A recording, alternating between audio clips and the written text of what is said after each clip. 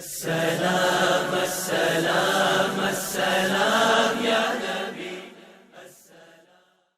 السلام علیکم ورحمۃ اللہ وبرکاتہ۔ وعلیکم السلام ورحمۃ اللہ وبرکاتہ۔ نحمده ونصلي ونسلم على رسوله الكريم اما بعد فاعوذ بالله من الشیطان الرجیم بسم اللہ الرحمن الرحیم قد جاءکم من اللہ نور وکتاب مبین صدق اللہ مولانا العظیم وبلغنا رسوله النبی الامین المخین الکریم ونحن على ذلك لمن الشاهدين والشاكرين والمطمئنين والحمد لله رب العالمين۔ آج نہایت ہی ادب اور احترام کے ساتھ ساری کائنات کے رہبر عقیدت میرے اور آپ کے پیارے آقا جناب احمد مجتبیٰ حضرت محمد مصطفیٰ صلی اللہ تعالی علیہ وسلم کی بارگاہ ناز میں اپنی غلامی کا ثبوت پیش کرتے ہوئے بآواز بلند ہدیہ درود پاک پیش کیجیے۔ بڑی اللہم صلی علی سیدنا مولانا محمد وعلی آل سیدنا مولانا محمد بارک وسلم۔ صلاۃ و سلام علیک یا رسول اللہ صلی اللہ تعالی علیہ وسلم۔ خدائے برتر و بالا ہمیں پتا کیا ہے، خدائے برتر و بالا ہمیں پتا کیا ہے، تیرے حبیب مکرم کا مرتبہ کیا ہے، تیرے حبیب مکرم کا مرتبہ کیا ہے۔ جبین حضرت جبریل پر کفی پا ہے،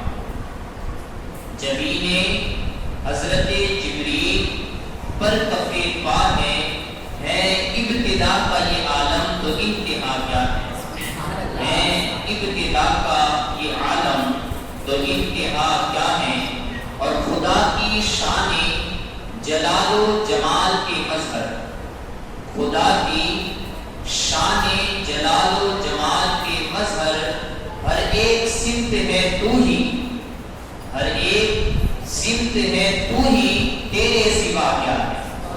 ہر ایک سمت ہے تو ہی، تیرے سوا کیا ہے۔ اور کوئی بلال سے پوچھے خبیب سے سمجھے، کوئی بلال سے پوچھے خبیب سے سمجھے، سزائے الفت سرکار کا مزہ کیا ہے، سزائے الفت سرکار کا مزہ کیا ہے۔ اور بشر کے بھیس میں لاقل بشر کی شان رہی۔ آج کا ہمارا موضوع بھی یہی ہے کہ بشر کے بھیس میں لاقل بشر کی شان رہی۔ بشر کا بھیس ہے لیکن حقیقی بشر بھی نہیں ہے۔ لاقل بشر کہتے ہیں کہ بشر جیسے، بشر جیسے، بشر کے بھیس میں لاقل بشر کی شان رہی۔ یہ معجزہ جو نہیں ہے تو معجزہ کیا ہے، یہ معجزہ جو نہیں ہے تو معجزہ کیا ہے۔ اور فقط تمہاری شفاعت کا آسرا ہے حضور، فقط تمہاری شفاعت کا آسرا ہے حضور۔ ہمارے پاس گناہوں کے ماں سوا کیا ہے، ہمارے پاس گناہوں کے ماں سوا کیا ہے، ہمارے پاس گناہوں کے ماں سوا کیا ہے۔ اور بخاری پڑھ کے بھی شان محمد عربی، بخاری پڑھ کے بھی شان محمد عربی سمجھ نہ پائے اگر تم تو پھر پڑھا کیا ہے، سمجھ نہ پائے اگر تم تو پھر پڑھا کیا ہے۔ وہ دیکھو گنبد خضرا ہے روبرو تیرے، وہ دیکھو گنبد خضرا ہے روبرو تیرے، نثار کر دے دل و جاں دیکھتا کیا ہے، نثار کر دے دل و جاں دیکھتا کیا ہے۔ اور کھڑا ہے اختر عاصی در مقدس پر، کھڑا ہے اختر عاصی در مقدس پر، حضور آپ کی رحمت کا فیصلہ کیا ہے، حضور آپ کی رحمت کا فیصلہ کیا ہے۔ خدائے برتر و بالا ہمیں پتا کیا ہے، تیرے حبیب مکرم کا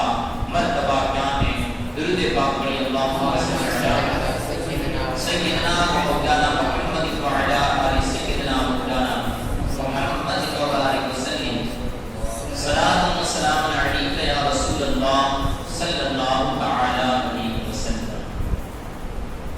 اللہ رب العزت کا ہم جتنا بھی شکر منائیں،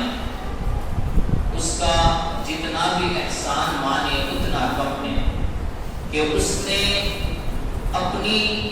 تمام عظمت و شان والا رسول ہمیں عطا فرمایا، اس نے عرفہ اور اعلیٰ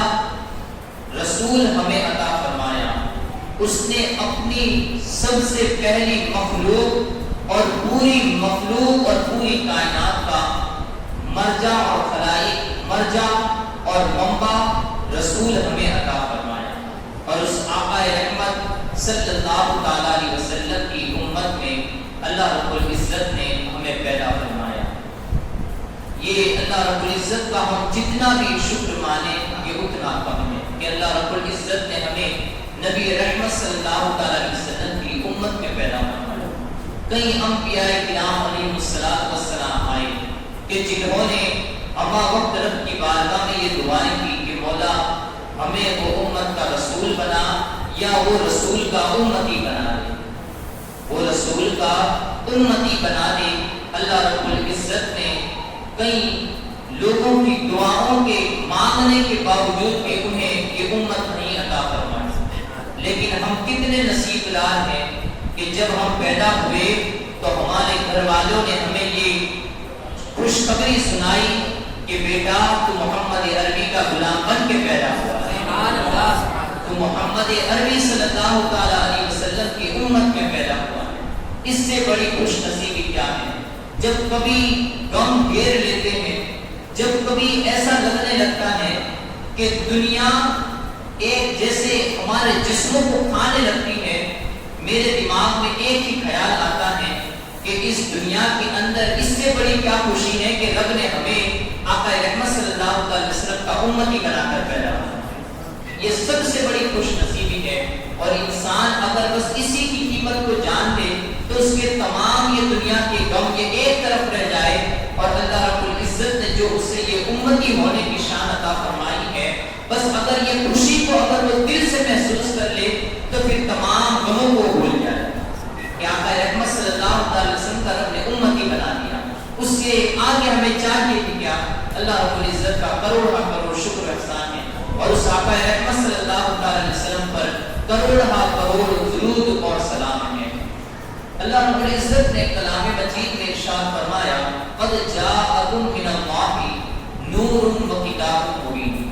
تحقیق کے تمہاری طرف آ گیا، تمہارے پاس آ گیا، قد جاءکم تمہارے پاس آیا۔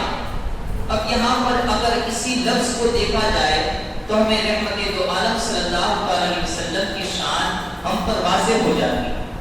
اللہ نے ارشاد فرمایا، یہ نہیں فرمایا کہ پیدا ہو گیا، قد خلقکم کہ تم میں تحقیق کہ تم میں میرا نور پیدا ہو گیا، یہ نہیں فرمایا، بلکہ ارشاد فرمایا قد جاءکم تمہارے پاس میرا نور آیا۔ تو آتا کون ہے؟ آتا کون ہے؟ آتا وہی ہے جو پہلے موجود ہوتا ہے، آتا وہی ہے جو پہلے سے موجود ہوتا ہے، وہی چیز کے بارے میں کہا جاتا ہے کہ یہ ذات آ گئی۔ اگر مانیں کہ ہم مثال کے طور پر لیں کہ کوئی علامہ صاحب ہیں، اگر یہاں پر آئے تو ہم ان کے بارے میں اعلان کریں گے کہ بھئی فلاں علامہ صاحب آ چکے ہیں، تو ہم کب کہیں گے کہ آ چکے ہیں؟ جب وہ پہلے موجود تھے کسی جگہ پر، اور جب ہمارے پاس آ گئے تو ہم ان کے بارے میں یہ اعلان کریں گے، ان کے بارے میں یہ خوشخبری دیں گے کہ فلاں صاحب آ چکے ہیں۔ تو گویا آتا وہی ہے جو پہلے موجود ہوتا ہے۔ اللہ رب العزت نے بھی ہمیں یہی درس عطا فرمایا، قد جاءکم من اللہ نور، اللہ کی طرف سے تمہارے پاس ایک نور آ گیا۔ اللہ کی طرف سے وہاں پہ یہ بھی بتا دیا گیا کہ وہ آنے والا آیا کہاں سے ہے، وہ آنے والا آیا کہاں سے ہے، یہ بھی بتا دیا گیا کہ وہ آنے والا اللہ کی طرف سے آیا ہے۔ کیا بن کر آیا ہے؟ نور بن کر آیا۔ قد جاءکم من اللہ نور، تمہاری طرف میرا نور آ گیا، تمہاری طرف اللہ کی طرف سے ایک نور آیا، وہ کتاب اور ایک روشن کتاب بھی آ گئی۔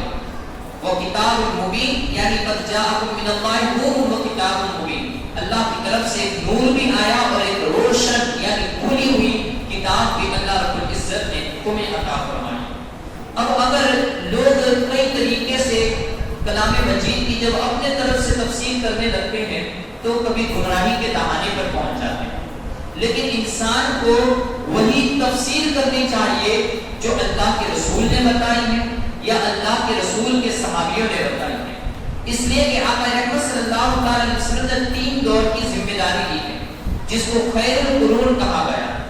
خیر القرون کہا گیا ہے۔ اگر ہم کلام مجید کی کوئی بھی تفسیر دیکھنا چاہتے ہیں تو صرف ہمیں ان 3 دوروں کو دیکھنا ہوگا، یعنی ایک اچھی تفسیر کو دیکھنے کے لیے عقیدے کے طور پر بھی بات بتاتا ہوں کہ اگر کلام مجید کی واقعی میں اور حقیقی تفسیر دیکھنی ہے تو ہمیں وہ 3 ادوار کو دیکھنا ہوگا۔ وہ 3 ادوار اور وہ 3 دور کون سے ہیں؟ ایک صحابیوں کا دور اور ایک صحابیوں کو دیکھنے والے تابعین کا دور ہے اور تابعین کو دیکھنے والے تابعین کا دور ہے۔ یہ 3 دور ایسے ہیں کہ جن کی ہر بات کی اور آقا رحمت صلی اللہ علیہ وسلم نے ان 3 زمانوں کی ذمہ داری لے لی ہے، اور یہ 3 زمانے والے کلام مجید کی جو تفسیر بیان کرے وہ واقعی میں اللہ کے رسول کی بتائی ہوئی تفسیر ہوتی ہے، وہ واقعی میں اللہ کے رسول صلی اللہ علیہ وسلم کی بتائی ہوئی تفسیر ہوتی ہے۔ تو آئیے دیکھیں سب سے پہلے اللہ کے رسول صلی اللہ علیہ وسلم کے صحابی حضرت عبداللہ ابن عباس رضی اللہ تعالی عنہما وہ فرماتے ہیں اسی نور کے تعلق سے کہ قد جاءکم من اللہ نور،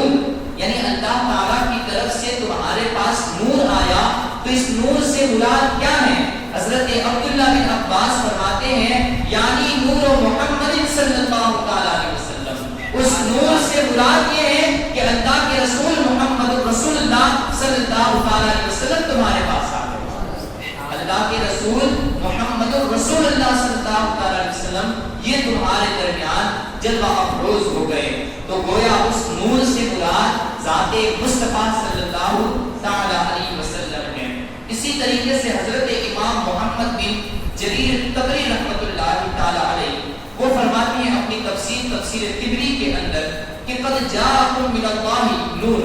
یعنی بن نور محمد صلی اللہ علیہ وسلم، کہ اللہ تعالیٰ کی طرف سے تمہارے پاس ایک نور آیا، تو اس نور سے مراد کیا ہے؟ بن نور محمد، یعنی محمد صلی اللہ علیہ وسلم کا نور آ گیا، محمد صلی اللہ علیہ وسلم کا نور آ گیا۔ اسی طریقے سے بہت ساری تفاسیر ہیں، بس ایک آخری تفسیر حضرت امام فخر الدین رازی رحمۃ اللہ تعالی علیہ کی تفسیر، جو اپنے وقت کے بہت بڑے فلسفی تھے، اپنے وقت کے بہت بڑے سائنسدان تھے۔ پہلی 2 تفسیر، پہلی صحابی کی تفسیر تھی، دوسری حضرت امام محمد بن جریر طبری کی تفسیر تھی، اور یہ اپنے وقت کے بہت بڑے فلسفی حضرت امام فخر الدین رازی رحمۃ اللہ تعالی علیہ کی تفسیر ہے۔ حضرت امام فخر الدین رازی رحمۃ اللہ تعالی علیہ یہ بھی فرماتے ہیں اسی آیت مبارکہ کی تفسیر میں کہ ان المراد بالنور محمد صلی اللہ علیہ وسلم وبالکتاب القرآن، کہتے ہیں کہ اس نور سے مراد محمد صلی اللہ علیہ وسلم کی ذات ہے اور کتاب سے مراد کلام مجید ہے، کتاب سے مراد قرآن مجید ہے اور نور سے مراد محمد رسول اللہ صلی اللہ علیہ وسلم کی ذات مقدسہ ہے۔ اب ان تمام ائمہ نے اور ان بڑے بڑے لوگوں نے یہ ثابت کر دیا کہ نور سے مراد محمد رسول اللہ صلی اللہ علیہ وسلم ہے۔ اب زمانے کے لوگ اپنے اپنے حساب سے کروڑ تفسیر کرتے جائے، لیکن ان کی تفسیریں تو ان لوگوں کی تفسیر کے برابر نہیں ہو سکتی جو کہے کہ یہ نور اللہ کے رسول صلی اللہ علیہ وسلم نور نہیں ہے بلکہ وہ بشر ہیں، وہ چاہے کیسی بھی لفظی کرتے پھر رہے ہو، وہ چاہے اپنے من سے کتنی تفسیریں کر ڈالے، بڑی بڑی کتابیں بھی کیوں نہ لکھ ڈالے، لیکن صحابیوں کا ایک لفظ کے سامنے چاہے وہ کروڑ بھی کتاب لکھ ڈالے وہ اس مقام تک نہیں پہنچ سکتی ہے، وہ اس مقام تک نہیں پہنچ سکتی ہے جو اللہ کے رسول صلی اللہ علیہ وسلم کو دیکھنے والوں نے جو لفظ لکھے، جو رسول اللہ صلی اللہ علیہ وسلم کو دیکھنے والوں نے جو 2-3 لائنیں لکھ دی ہیں، ان کی کروڑ لائنیں ان کے مقام تک نہیں پہنچ سکتی۔ تو یہ صحابیوں کی تفسیر ہے۔ آقا رحمت صلی اللہ تعالیٰ علیہ وسلم ایک دن ایسے ہی بیٹھے ہوئے ہیں اور آپ کے سامنے حضرت جابر بن عبداللہ رضی اللہ تعالیٰ عنہ بیٹھے ہوئے ہیں۔ واقعی میں جو بڑی ہی خصلتوں والا ہو، جو بڑی ہی محبت کرنے والا ہو، تو کبھی اکیلے تنہائی میں جب وہ مل جائے تو پھر اس سے باتیں کرنے کا کبھی من ہوتا ہے کہ کس طریقے سے ان کے زلفوں کا تذکرہ کیا جائے، کس طریقے سے ان کے ساتھ بات چیت کے کوئی لمحات نکالے جائے۔ حضرت جابر بن عبداللہ رضی اللہ تعالیٰ عنہ یہ وہاں پر بیٹھے ہیں اور اسی وقت آپ نے حضرت جابر رضی اللہ تعالیٰ عنہ نے نبی رحمت صلی اللہ تعالیٰ علیہ وسلم کی بارگاہ میں ایک سوال کیا کہ یا رسول اللہ صلی اللہ تعالیٰ علیہ وسلم فداک ابی و امی، میرے ماں باپ آپ پر قربان ہیں، یا رسول اللہ میرے ماں باپ آپ پر قربان جائے، اخبرنی ان اول شیء خلقہ اللہ تعالی قبل الاشیاء، یا رسول اللہ صلی اللہ علیہ وسلم مجھے یہ خبر دیجئے کہ اللہ رب العزت نے تمام اشیاء سے پہلے کس چیز کو پیدا فرمایا؟ تمام اشیاء سے پہلے، تمام چیزوں سے پہلے، تمام مخلوق سے پہلے اللہ رب العزت نے کس چیز کو پیدا فرمایا؟ اب آقا رحمت صلی اللہ علیہ وسلم کی بارگاہ میں یہ سوال کیا گیا تھا اور وہ رسول جو غیب کی خبریں عطا کرنے والے، آقا رحمت صلی اللہ علیہ وسلم نے ارشاد فرمایا یا جابر، اے جابر، ان اللہ تعالی قد خلق قبل الاشیاء، کہا کہ بے شک اللہ رب العزت نے تمام چیزوں سے پہلے جس چیز کو پیدا فرمایا، نور نبی جی کا وہ تیرے نبی کا نور ہے، نور نبی جی کا وہ تیرے نبی کا نور ہے۔ پھر کیسے پیدا فرمایا؟ من نور ہی، اس نے اپنے نور سے میرے نور کو پیدا فرمایا، اس نے اپنے نور سے میرے نور کو پیدا فرمایا۔ اب ان لفظوں کی اگر اس میں بحث ہم چھیڑیں گے تو ہماری جو مزہ ہے وہ چاشنی دور ہو جائے گی، اس لیے ہم اس کو ایک طرف رکھتے ہیں، بس ہماری محبت کے تذکرے کو ہم آگے بڑھاتے ہیں، ورنہ ان لوگوں کی بحث کو بیچ میں لائیں گے تو جو ہماری چاشنی اور مزے ہیں وہ ایک طرف ہوتے چلے جائیں گے اور وہ ہمیں چاشنی نہیں مل پائے گی۔ جنہوں نے اپنے اپنے طور سے کئی باتیں نکالی کہ یہ اللہ کے نور کے حصے کرتے ہیں معاذ اللہ رب العالمین، حالانکہ ایسی باتیں نہیں ہیں۔ ہمارے بزرگوں نے اور ہماری 1400 سال کی تاریخ ہے جنہوں نے ایک لفظ پر کئی کتابیں لکھی ہوئی ہیں اور انہوں نے ثابت کر کے دکھایا ہے کہ واقعی میں اللہ نے اپنے نور سے جو نور آقا رحمت صلی اللہ علیہ وسلم کے نور کو پیدا فرمایا تو اس کی تخلیق کس طریقے سے فرمائی یہ اللہ رب العزت بہتر جانتا ہے۔ اور اس نے ایک مثال دے دو، یہاں پر دیکھیے کہ یہ دیواریں ہیں، دیواروں پر کوئی روشنی نہیں، دیواروں پر کوئی روشنی نہیں لگائی گئی ہے، لیکن پھر بھی یہ چمکتی ہوئی نظر آ رہی ہے، یہ پھر بھی چمکتی ہوئی نظر آ رہی ہے۔ وجہ کیا ہے کہ اس کے سامنے ایک بلب روشن ہے، اس کے سامنے ایک ٹیوب لائٹ کو جلا دیا گیا ہے، اس ٹیوب لائٹ نے تمام دیواروں کو منور کر دیا ہے۔ اللہ رب العزت کا نور اللہ رب العزت کی ذات کے پہلے ہی سے موجود تھی، لیکن اس نے جب کن فیکون کو ادراک میں لایا اور کن اس نے لفظ کن فرمایا تو جو سب سے پہلے فیکون ہونے والی چیز تھی وہ آقا رحمت صلی اللہ علیہ وسلم کا نور تھا۔ اب وہ اللہ ہی بہتر جانتا ہے کہ اس نے اس نور کو کیسے پیدا فرمایا، لیکن اللہ رب العزت نے تمام جہانوں سے پہلے اگر کسی چیز کو پیدا فرمایا تو وہ میرے اور آپ کے پیارے آقا رحمت للعالمین صلی اللہ علیہ وسلم کے نور کو پیدا فرمایا۔ پھر ارشاد فرمایا وَجَعَلَ ذَلِكَ النُّورُ يَدُورُ بِالْقُدْرَةِ حَيْثُ شَاءَ اللَّهُ، فرمایا کہ اس کے بعد وہ نور اللہ رب العزت کی قدرت نے جب تک چاہا یہ اس کی سیر کرتا رہا، یہ اس کے پاس رہا۔ اب چونکہ یہ وقت تو وہ وقت تھا جہاں پر نہ آسمان موجود تھے، جس وقت نہ زمینیں موجود تھی، جس وقت لوح اور کرسی موجود نہیں تھے، لوح اور قلم موجود نہیں تھی۔ اب یہ دماغ میں خیال آنے والی بات ہے کہ وہ نور پیدا تو فرما دیا اللہ رب العزت نے، لیکن پھر اسے رکھا کہاں؟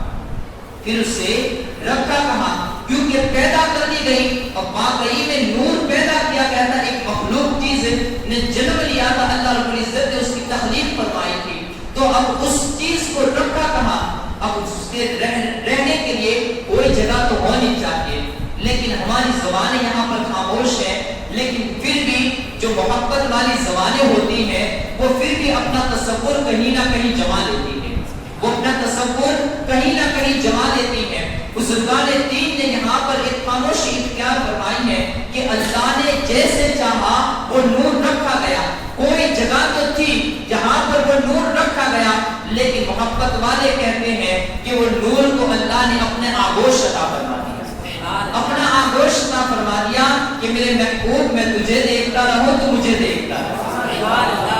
میں تجھے دیکھتا رہوں تو مجھے دیکھتا رہے۔ آقا رحمت صلی اللہ علیہ وسلم نے ارشاد فرمایا کہ اے جابر، اللہ نے سب سے پہلے تیرے نبی کے نور کو پیدا فرمایا، اور پھر کیا ارشاد فرمایا؟ فرمایا اس وقت پیدا فرمایا وَلَمْ يَكُنْ فِي ذَلِكَ الْوَقْتُ لَوْحٌ وَلَا قَلَمٌ وَلَا جَنَّةٌ وَلَا نَارٌ وَلَا مَلَكٌ وَلَا سَمَاءٌ وَلَا أَرْضٌ وَلَا شَمْسٌ وَلَا قَمَرٌ وَلَا إِنسٌ وَلَا جِنٌّ۔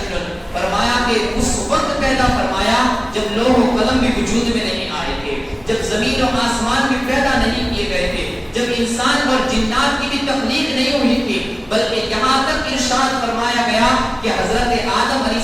السلام کا بھی ابھی کوئی تصور بھی نہیں تھا، حضرت آدم کا بھی کوئی تصور موجود نہیں تھا۔ اس وقت اللہ نے تیرے نبی کے نور کو پیدا فرمایا،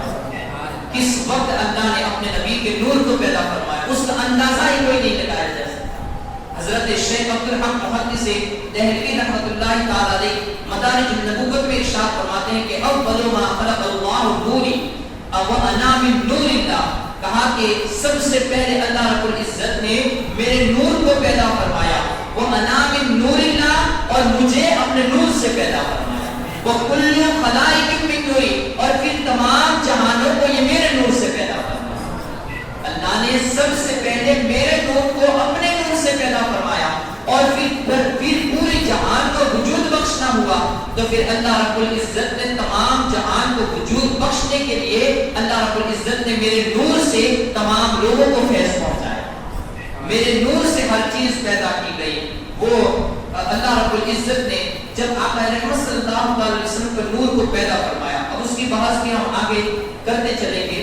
لیکن پھر جب اللہ رب العزت نے تمام انبیاء کی روحوں کو پیدا فرمایا، روح بھی ایک نور ہوا کرتی ہے، جب تمام انبیاء کی روحوں کو پیدا فرمایا تو وہ تمام کے تمام اپنے نور کے ساتھ روشن تھی، تمام انبیاء کی روحیں اپنے اپنے نور کے ساتھ روشن تھی۔ اب اس وقت آقا رحمت صلی اللہ علیہ وسلم کے نور کو ان کے سامنے ایک امام کی حیثیت عطا کی گئی،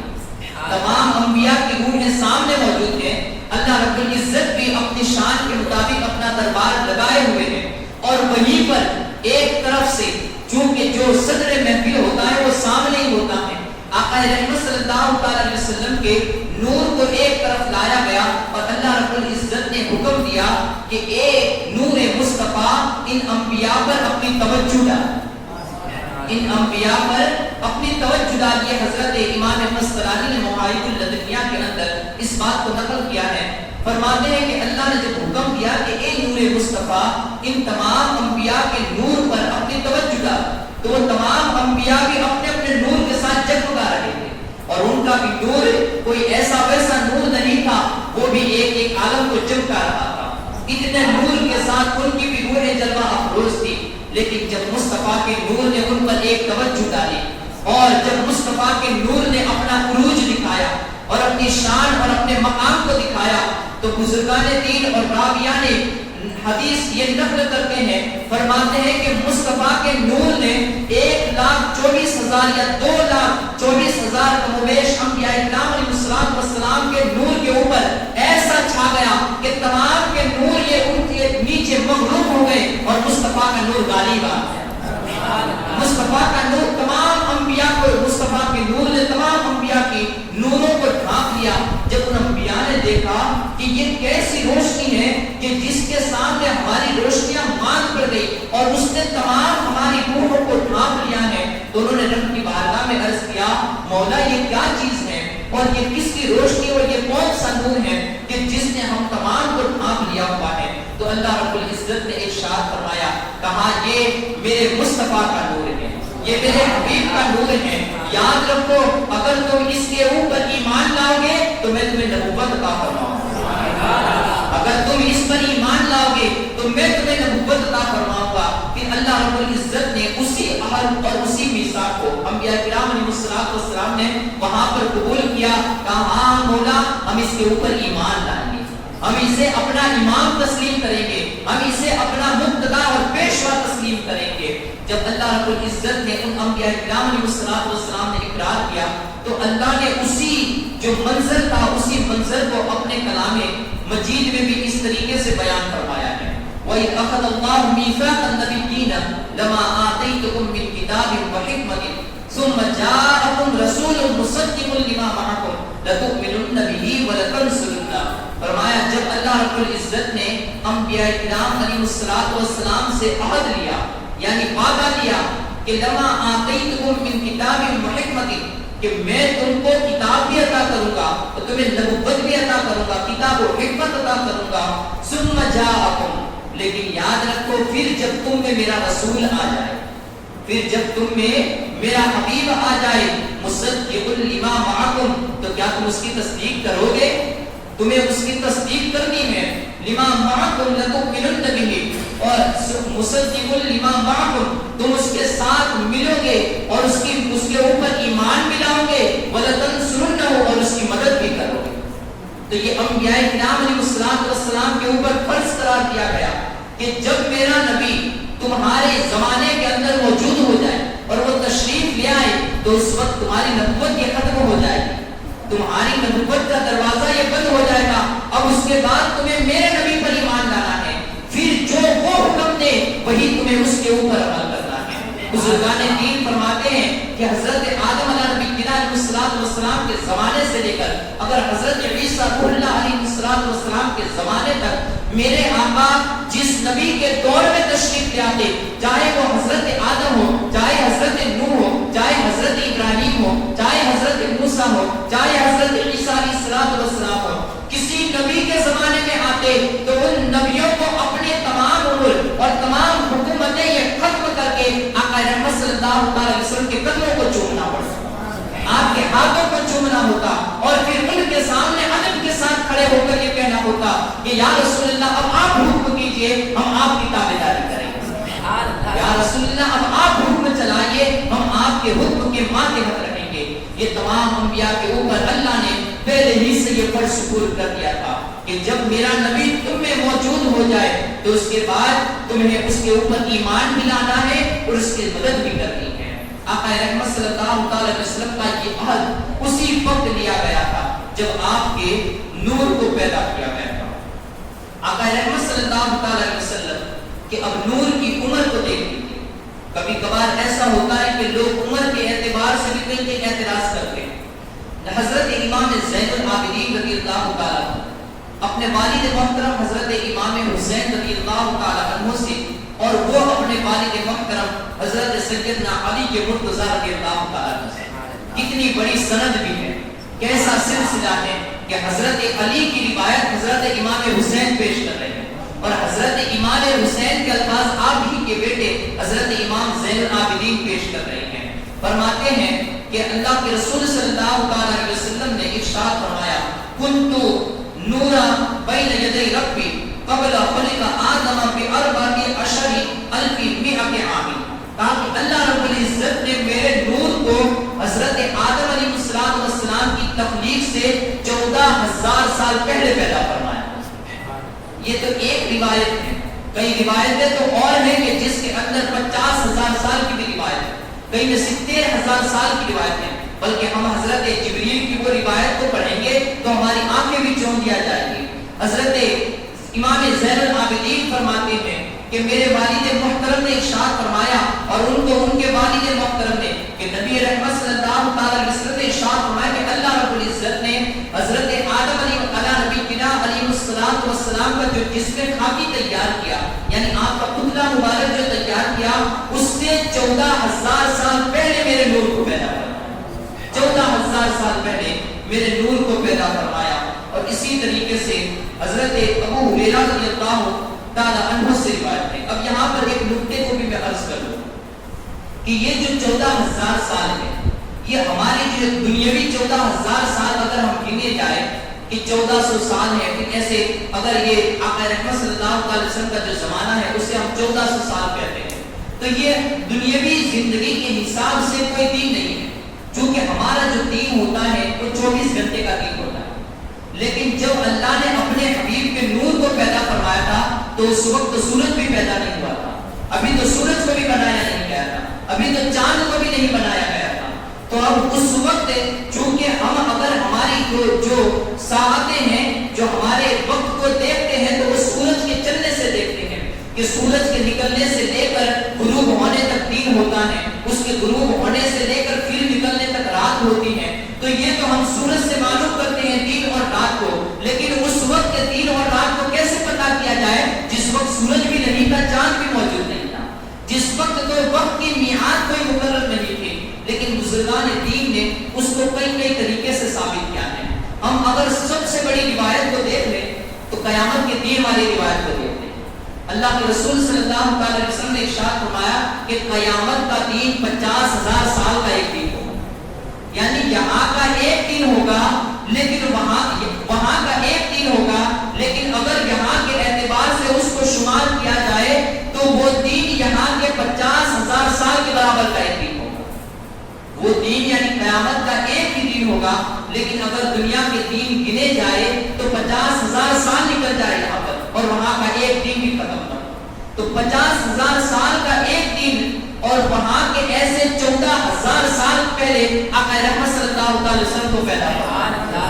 اب ذرا کیلکولیٹر لگا لیجئے کہ کتنے ہزار سال دنیا کے اعتبار سے ہو جائیں گے، کتنے ہزار اور کتنے کروڑوں اربوں سال یہ دنیا کے اعتبار سے کتنے دن لگ جائیں گے۔ نبی رحمت صلی اللہ علیہ وسلم کو حضرت آدم علیہ نبی علیہ السلام سے 14,000 سال پہلے یہ اس دنیا کے یعنی آخرت کے جو دنیا میں آسمانی دنیا کے 14,000 سال پہلے یہ حضرت آدم علیہ نبی علیہ السلام کے پہلے آقا رحمت صلی اللہ علیہ وسلم کے نور کو پیدا فرمایا۔ اسی طریقے سے معارج النبوت کی ایک روایت ہے، اس کے اندر ایک مقدار بتائی گئی ہے کہ آخرت کا ایک دن یہاں کے 1,000 سال کے دنوں کے برابر ہوتا ہے۔ 1,000 سال یہاں پر گزر جائے اور وہاں کا ایک دن ہو، کتنے کے برابر وہاں کا ایک دن ہوتا ہے۔ حضرت ابو ہریرہ رضی اللہ تعالی عنہ سے ایک روایت ہے، ترمذی شریف کی روایت ہے، بخاری میں بھی یہ روایت موجود ہے۔ فرماتے ہیں کہ رسول اللہ صلی اللہ علیہ وسلم سے پوچھا گیا متا وجبت لکن نبوت، یا رسول اللہ صلی اللہ علیہ وسلم آپ کی نبوت کب واجب کر دی گئی؟ ایک روایت میں کتبتا نبوت کا لفظ آئے ہے کہ کتب کے معنی ہوتے ہیں فرض قرار دیا ہے، کہ آقا رحمت صلی اللہ علیہ وسلم سے سوال ہوا یا رسول اللہ آپ کی نبوت یعنی آپ پر نبوت کب فرض کر دی گئی، یعنی اللہ نے آپ کو نبی کب بنا دیا تھا؟ آقا رحمت صلی اللہ علیہ وسلم نے ارشاد فرمایا کنت نبیّا وآدم بین الروح والجسد، کہا کہ جس وقت حضرت آدم علیہ السلام ابھی مٹی اور پانی کے درمیان جب ان کا گارا تیار ہو رہا تھا اس وقت اللہ نے میرے اوپر نبوت کو واجب قرار دیا،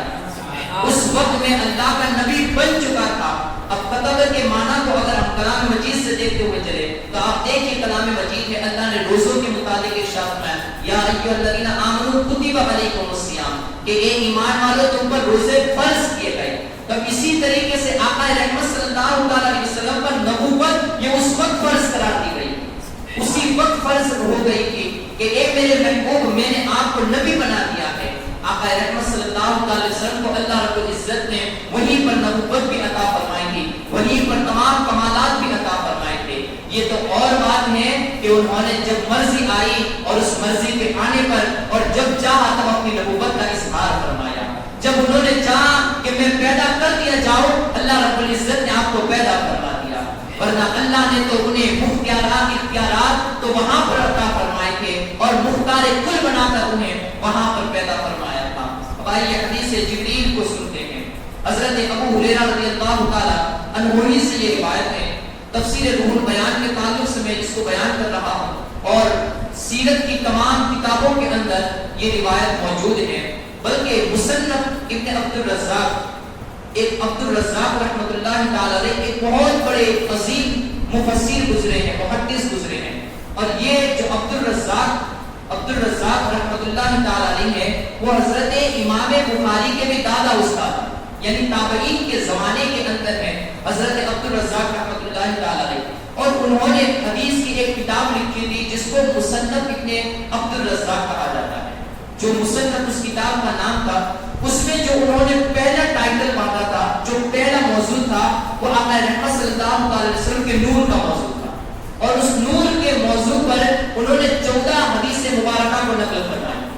کہ آقا رحمت صلی اللہ علیہ وسلم کے نور کو اللہ رب العزت نے سب سے پہلے پیدا فرمایا تھا۔ اس میں یہ روایت بھی موجود تھی۔ مصنف عبدالرزاق کے اسی موضوع کو جو اس میں 14 حدیثیں تھی، جب آج کے لوگوں نے اسے چھاپنا شروع کیا تو چونکہ انہوں نے دیکھا کہ یہ حدیثوں کو ہم کسی بھی طریقے سے رد نہیں کرتے، نہ ضعیف قرار دے سکتے ہیں، نہ موضوع قرار دے سکتے ہیں، کیونکہ وقت کے تابعین نے اپنی کتاب پہ پورا ایک ٹائٹل بنا کر ان 14 حدیثوں کو لکھا تھا، تو انہوں نے جب اپنی طرف سے اس کتاب کو مصنف ابن عبدالرزاق کو چھاپی تو انہوں نے پورے اس ٹائٹل کو ہی غائب کر دیا،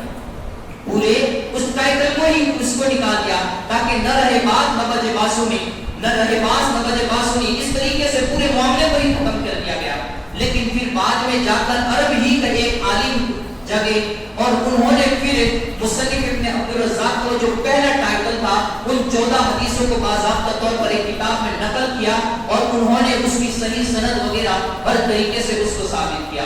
الغرض یہ اللہ کے حبیب کی شان ہے، دنیا والے لاکھ مٹانا چاہے لیکن پھر بھی نہیں مٹا سکتے، اس لیے کہ جس کی شان کو بڑھانے والی ذات خدا بندے قدوس کی ذات ہو، اس شان کو دنیا کے لوگ کیا مٹا سکتے ہیں؟ دنیا کے لوگ، یہ پیدا ہونے والے مٹی کے لوگ، یہ ان شان کو کیا مٹا سکتے ہیں؟ الغرض حضرت جبریل امین رضی علیہ السلام ایک دن آقا رحمت صلی اللہ علیہ وسلم کی بارگاہ میں موجود تھے۔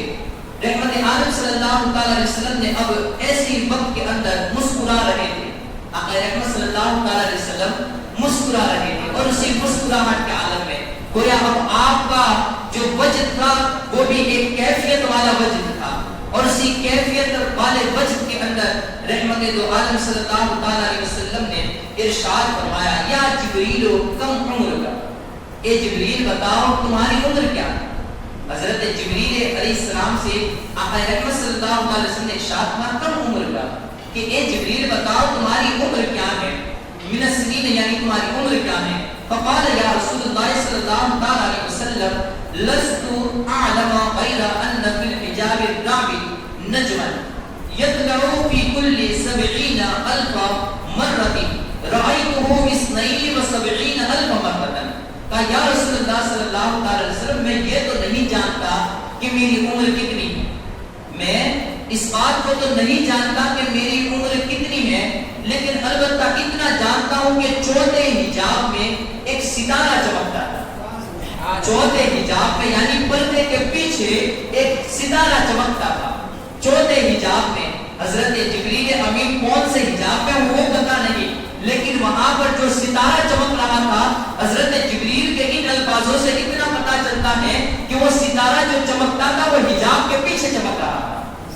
وہ ستارہ جو چمک رہا تھا وہ کسی پردے کے پیچھے چمک رہا تھا، لیکن اس کی چمک اس قدر بڑی ہوئی تھی کہ جبریل کون سے حجاب میں تھے لیکن پھر بھی اس کی چمک کو دیکھ رہے تھے، جبریل اس چمک کو ملاحظہ کر لیتے تھے۔ کہتے ہیں یا رسول اللہ مجھے پتا نہیں ہے کہ میری عمر کتنی ہے، لیکن چوتھے حجاب کے اندر ایک ستارہ چمکتا تھا، اور وہ ستارہ جب چمکتا تھا تو وہ 70,000 سال کے بعد ایک دفعہ چمکتا تھا، کل 70,000 مرۃ، 70,000 سال کے بعد ایک دفعہ چمکتا تھا۔ یا رسول اللہ میں نے اس ستارے کو 72,000 مرتبہ دیکھا،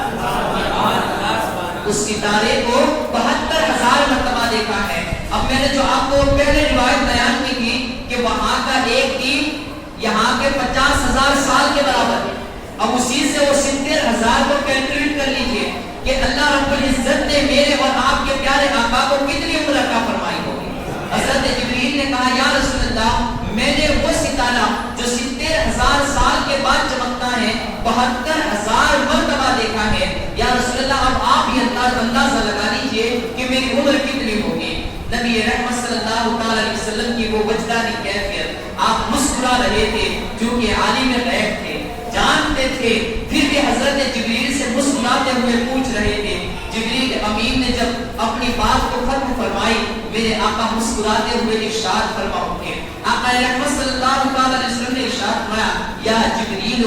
عزت ربی انا ذالک الکوکب. کہا اے جبریل میرے رب کے عزت و جلال کی قسم کھا کے میں کہتا ہوں وہ ستارہ کوئی اور ستارہ نہیں تھا, وہ ستارہ میں ہی تھا. اس لیے کہ میں 70,000 سال تک اپنے رب کے حضور سجدے میں رہتا تھا. 70,000 سال کے بعد جب اپنی پیشانی کو اٹھاتا تھا تو 70,000 سال کے بعد تو میرے نور کو دیکھتا تھا. جب اپنی پیشانی کو اٹھاتا تھا تو اس وقت تو میرے نور کو دیکھتا تھا. پھر میں اسی وقت پھر دوسرے سجدے میں جاتا اور 70,000 سال تک پھر اپنے رب کی پاکی کو بیان کرتا پھر اپنے رب کی پاکی کو بیان کرتا تھا. اب یہاں پر ایک اور نقطے کو میں بتاؤں. جو لوگ کہتے ہیں کہ کبھی کبھار بہت سے لوگوں نے اپنی کتابوں کے اندر, میں نے پہلے بھی کہا کہ ان لوگوں کی بحث نہ لائے لیکن پھر بھی ایک رد نظریے کا رد کر دیں کہ جو لوگوں نے اپنی کتابوں کے اندر ان باتوں کو نقل کیا ہے کہ کبھی کبھی کسی نے ایک مولانا صاحب سے سوال کیا, کہا کہ کیا امتی کبھی اپنے نبی سے عمل میں بڑھ سکتا ہے, یعنی کبھی کبھار ایسا معاملہ پیش آ جاتا ہے, کبھی انسان کے دماغ میں کیا سے کیا بات نکل جائے. تو ایک بندے نے سوال کیا کہ کیا امتی نبی عمل میں اپنے نبی سے بڑھ سکتا ہے یا برابری میں آ سکتا ہے. اب بتانے والا بھی عقل کا کوڑا تھا, اس نے یہ نہ سوچا کہ بات کس کے مقابل میں کی جا رہی ہے, اس نے سیدھی بتا دیا کہا نہیں برابر تو کیا امتی کبھی کبھار عمل میں اپنے نبی کے برابر تو ہو ہی سکتا ہے لیکن کبھی کبھار تو عمل میں زیادہ بھی نکل جا سکتا ہے. اب کیسا کیلکولیٹ کرا کہ دیکھیے آقا رحمت صلی اللہ علیہ وسلم کی عمر کتنی ہے 63 سال. اس میں آپ نے اعلان نبوت فرمایا 40 سال کی عمر میں. 7 سال کے بعد نماز فرض کرا دی گئی. اب رہ گئے تھے 23 سال اور 23 سال کے اندر بھی یہ 7 سال یہ نکل گئے. اب باقی کی جو عمر بچی تھی یعنی وہ عمر کتنی رہی 23 میں سے 7 نکل جائے یعنی 18 یا 17 سال کی رہ گئی 16 سال کی عمر. اب 16 سال کی عمر نبی کریم صلی اللہ علیہ وسلم نے نماز ادا فرمائی. اب اگر ہم انسانوں کی اگر آج کی زندگی کو دیکھنے جائے جو لوگ اس کی تعویل کرتے ہیں میں وہ زبان بول رہا ہوں کہ اگر ہم انسانوں کی آج کے طور پر کہ انسانوں کی اگر زندگی کو دیکھیں تو ایک بندے کی 100 سال کی بھی عمر ہوتی ہے. اب مان لیجئے کہ 15 سال پہلے کی نکال دی جائے تو 85 سال تک تو وہ نمازیں ادا کرتا رہا, تو 16 سال کہاں اور یہ 85 سال کہاں, تو اس نے تو اتنی ساری عبادتیں کی. تو مولانا صاحب نے بالکل واضح کر دیا کہ دیکھو اس طریقے سے بندے کی عمریں اور نمازیں یہ نبی کی نمازوں سے بڑھ جا سکتی ہیں, یعنی عمل میں اس طریقے سے بڑھ جا سکتا ہے. لیکن اس نے آقا رحمت صلی اللہ علیہ وسلم کی شان نہیں دیکھی تھی کہ میرے آقا نے تو ایک سجدہ 70,000 سال کا سجدہ کیا, 70,000 سال کا ایسا سجدہ کیا ہے کہ 72,000 مرتبہ حضرت جبریل امین نے ملاحظہ کیا. آقا رحمت صلی اللہ علیہ وسلم کو وہ عمر میں اللہ نے عطا فرمائی تھی, اور پھر وہ بھی اس دنیا کے 70,000 سال نہیں, اس دنیا کے 70,000 سال, اس عالم کے 70,000 سال جہاں کا ایک دن یہاں کے 50,000 سالوں کے برابر ہوا کرتا ہے. اللہ نے میرے حبیب کو میرے آقا کو بڑی ہی اونچی شان عطا فرمائی تھی, بڑی ہی عمدہ شان عطا فرمائی تھی. اللہ رب العزت نے حضرت نبی رحمت صلی اللہ علیہ وسلم کو تمام جہانوں سے پہلے پیدا فرمایا. آپ کے نور کو سب سے پہلے پیدا فرمایا. وہ نور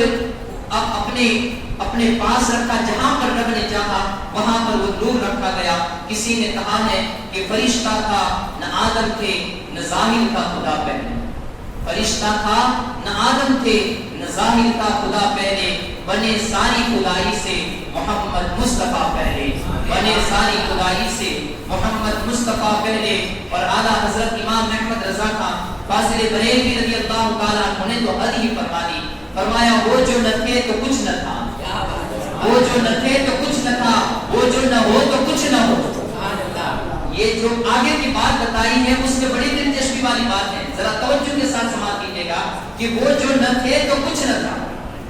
جب تک وہ نہ تھے یعنی میرے اور آپ کے آقا نہ تھے تو صرف خدا کی ذات ہی موجود تھی, خدا کے علاوہ کوئی چیز موجود نہیں تھی. وہ اللہ نے کیا حدیث قدسی ہے کنت کنزا مخفیا فاحببت ان اعرف فخلقته خلقا محمد صلی اللہ علیہ وسلم، کہا کہ میں ایک چھپا ہوا خزانہ تھا. حدیث قدسی اللہ ارشاد فرماتا ہے کہ میں ایک چھپا ہوا خزانہ تھا، بس میں نے چاہا کہ میں ظاہر کیا جاؤں، میری عبادت کی جائے، میری معرفت لوگوں کو حاصل ہو. تو کہا یار میرے محبوب میں نے تجھے پیدا فرمایا.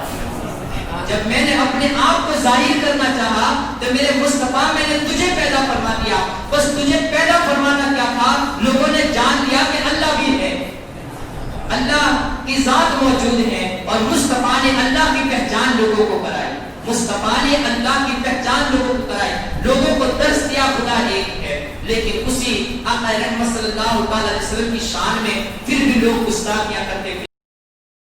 تو بتائیے ان کی شانوں کو اللہ کتنے گھٹیا طور پر اور کیسے سزاؤں کے اندر مبتلا فرمائے گا. الغرض اعلیٰ حضرت کے ارشاد ہوا وہ جو نہ تھے تو کچھ نہ تھا، وہ جو نہ ہو تو کچھ نہ ہو، وہ جو نہ ہو تو کچھ نہ ہو. کل من علیہا فان ویبقى وجہ ربک ذو الجلال والاکرام. اللہ رب العزت نے قیامت کی ایک ہولناکی کو بیان فرمایا ہے کہ کل من علیہا فان، جب قیامت آئے گی تو ہر چیز فنا ہو جائے. اللہ نے اپنے حبیب کے نور کو جس وقت سے پیدا فرمایا تھا اس وقت سے لے کر آج تک اور قیامت تک کے لیے وہ نور ایسے ہی ہے، یعنی باقی ہی ہے.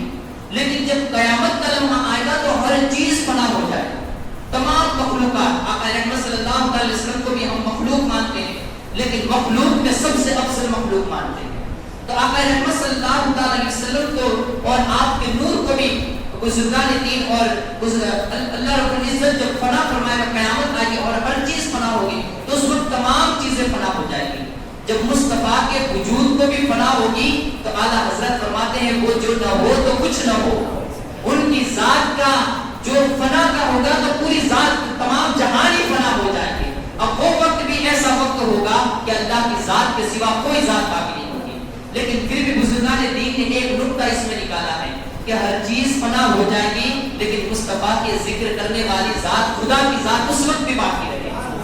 مصطفیٰ کے ذکر کو اللہ نے ایسا عروج عطا فرمایا ہے. تو فرمایا وہ جو نہ تھے تو کچھ نہ تھا، وہ جو نہ ہو تو کچھ نہ ہو. جان ہے وہ جہان کی، جان ہے تو جہان ہے، جان ہے وہ جہان کی، جان ہے تو جہان ہے. انشاءاللہ اس سے آگے میرے آقا رحمت صلی اللہ علیہ وسلم کے نور کے تذکرے کو ہم پھر کل سے سماعت کرتے ہوئے چلیں گے. رب کی بات میں دعا ہے کہ رب العزت ہمیں ایک کام کرنے کی توفیق عطا فرمائے، برے کاموں سے بچائے، صراط مستقیم کی ہدایت نصیب فرمائے. واخر دعوانا